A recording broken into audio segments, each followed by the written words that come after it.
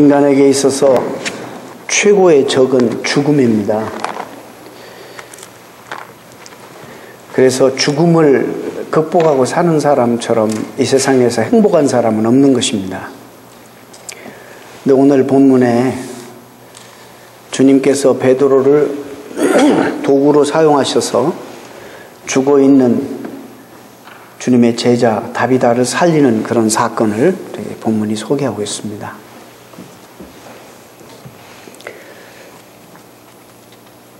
사도행전적 그런 역사와 기적과 표적을 오늘날 많은 교회들과 우리 성도들, 우리를 비롯해서 이 시대의 수많은 성도들이 사모하고 기대하고 있습니다. 그리고 사실상 우리가 부인할 수 없이 우리 주변에 그런 많은 역사들이 실제적으로 일어나고 있습니다. 그런데 제가 먼저 질문을 여러분들에게 드리겠습니다. 그런 사도행전에서 나타나는 이런 오늘과 같은 이런 역사가 오늘날에도 일어날 수 있는가? 우리가 동일한 하나님을 믿고 동일한 믿음을 가지고 살아가는데 그런 사도행전에 나타나는 이런 역사가 오늘날 우리에게도 일어날 수 있는가? 먼저 대답을 말씀드리면 일어날 수 있다. 근데 제가 단서를 거기에 붙여요. 하나님이 기뻐하시면, 하나님이 원하시면, 우리가 원함보다도 하나님이 기뻐하시고 하나님이 원하시면 이라는 단서를 제가 붙이는 이유가 있습니다. 하나님은 전능하시고 또 이 세상을 창조하신 창조주이시기 때문에 이런 예를 한번 들어보겠습니다. 이 세상을 다 없애버리고 다시 새롭게 얼마든지 창조하실 수도 있는 분입니다. 그런 하나님이 죽은 자를 살리시는 일은 아무것도 아닙니다. 먼저 그런데 또 한 가지 질문은 하나님이 이 시대에도 본질에 있어서 동일하게 똑같이 퀀티티에 있어서 본질에 있어서 똑같이 그렇게 오늘날 교회에 역사하고 계시는가? 왜 우리는 지금 이 사도행전 9장의 짧은 이 대목에 갑자기 베드로가 나타나더니 그것도 얼마 안 된 인터벌이 얼마 안 된 이 며칠간에 루다의 애니아를 8년 된 중풍병자 환자 애니아를 고치시더니 요바에 가서 죽은 자를 살리시는 이런 역사. 이런데 왜 우리는 이렇게 믿는데 왜 우리는 이런 역사가 우리도 힘줘서 기도하고 나름대로 믿음으로 기도하고 이러는데 왜 우리에게는 이런 역사가 안 일어나는가? 실제적으로 우리는 너무나 우리의 기대와 관심과 초점이 우리 사람에게 와 있어요. 그래서 오늘 이 말씀을 통해서 여러분 모두를 우리 하나님 앞에 여러분의 시선을 좀 집중해 드리고 싶어서 이 말씀을 전합니다. 또 때가 때니만큼 제가 이 쉽지 않은 이런 부분의 말씀, 우리가 또 병상에 누워있는 우리 집사님 한 분이 계셔서 우리가 늘 이런 질문이 있어요. 우리가 하나님 앞에서 이 모든 사실을 믿는데 우리의 포션은 어디까지고 하나님의 포션은 어디까지며 우리가 무엇이 더 부족하며 무엇을 더 들어야지 이런 역사가 오늘날 우리에게 일어나는가? 이런 많은 질문들이 우리 가운데 있을 것입니다. 요즘 한국에서 노인들이 외치는 구호가 9988234라는 그런 구호를 외친다는 거예요.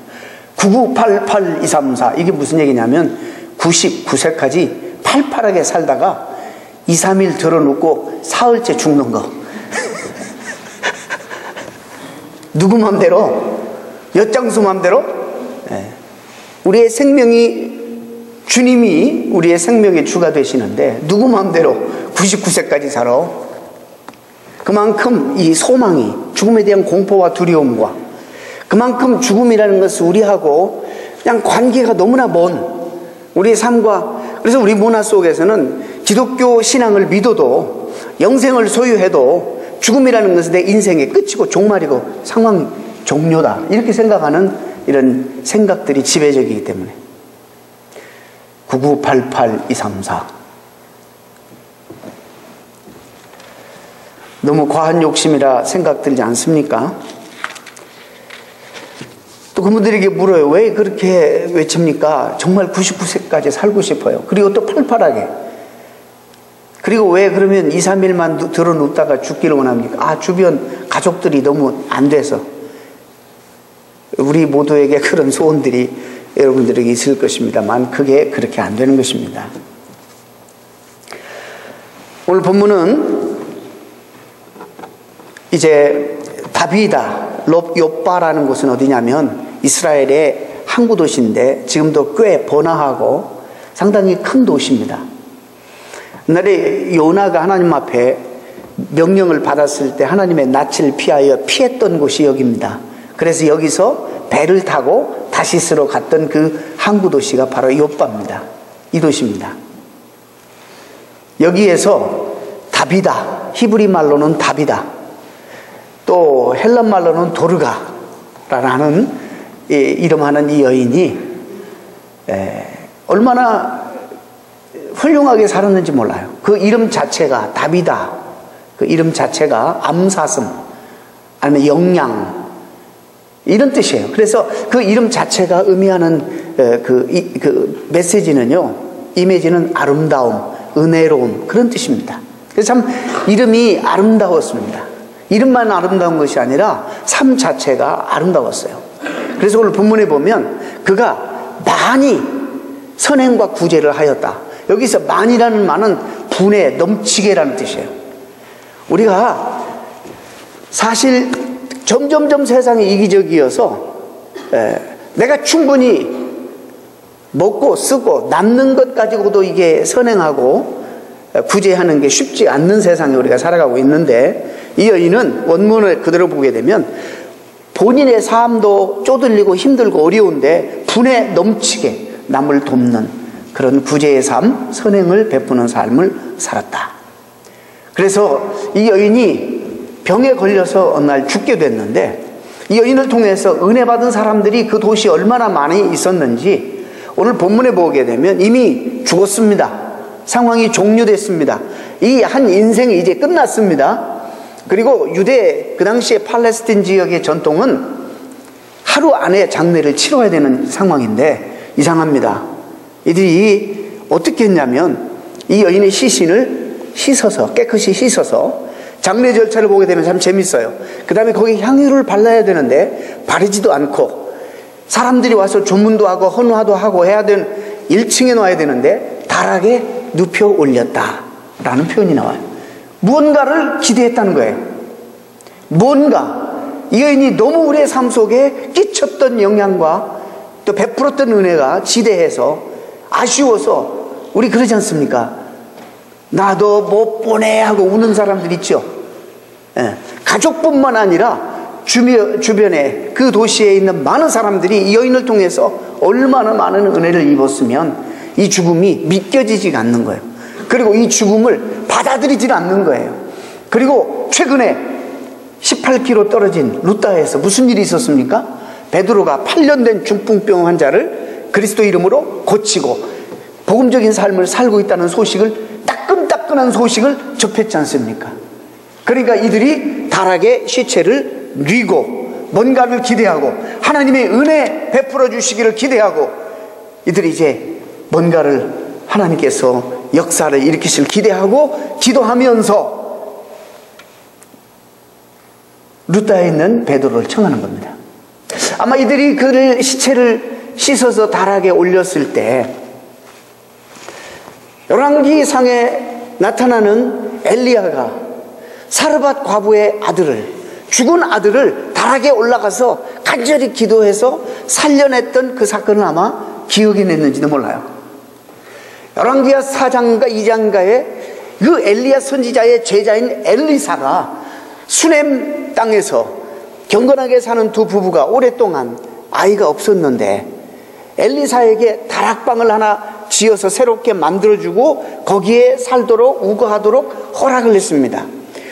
하나님께서 그 부부에게 은혜를 주어서 결국에 애를 갖게 됐는데 애가 몇 년 후에 애가 그만 죽었어요. 그럴 때 이 부부가 얼른 엘리사를 찾는데 엘리사가 갈멜산에서 있었어요. 갈멜산까지 와서 좀 기도해달라고 부탁합니다. 그때도 엘리사가 와서 다락에 올라가서 이 죽은 아이를 붙들고 기도해서 살려냈습니다. 무슨 정반이 있지 않습니까? 아마 이런 생각을 이들이 다분히 했을 것입니다. 또 얼마 전에, 몇 년 전에 무슨 일이 있었습니까? 예루살렘에 마가 요한이라는 사람의 다락방에 그들이 함께 모여서 전혀 기도에 힘쓸 때 성령이 그들 가운데 충만히 임하여서 놀라운 성령의 역사가 나타나고 그 폭발적인 성령의 역사로 말미암아 지금 이런 일이 주변에서 일어나고 있다는 사실을 이들이 알았을 것입니다. 이 다락방의 의미, 이렇게 추측해도 전혀 지나친 추측은 아닐 것입니다. 베드로가 초대를 받고 갑니다. 이미 죽어있는 시신을, 다락에 올라가 보니까 시신은 누워있고 같이 함께 와 이 여인에게 은혜를 입었던 많은 과부들이 겉옷을 벗고 속옷을 벗으면서 보이는 거예요. 이것이 이 여인이 나한테 지어준 것입니다. 이 여인이 오늘 말하면 사준 것입니다. 이 여인이 없으면 정말 이 지역에 너무나 삶이 각박했을 것인데 너무나 선행을 많이 하고 구제를 많이 함으로 우리가 많은 은혜를 입었습니다. 어떻게 좀 해주십시오 라고 아마 간청했을 거예요. 베드로가 다 나가게 한 다음에 무릎 꿇어 하나님 앞에 기도합니다. 여기서 일어나라 라는 이 단어는 애니할 때도 일어나라 하는 단어하고 똑같은 단어예요. Get up. 근데 오늘 우리 성경에는 안 나오지만 이 볼게이트라는 라틴 성경과 그 다음에 시리아 사본에는 In the name of Jesus Christ라는 말이 나와요. 우리말에는 요즘 없지만 예수 그리스도의 이름으로 그분의 능력과 그분의 권능과 그분의 권위에 호소해서 말하노니 일어나라.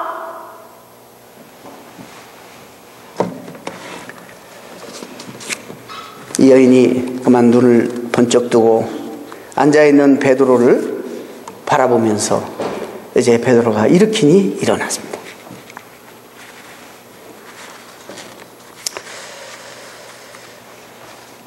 여기서 우리에게 질문이 일어나는 겁니다.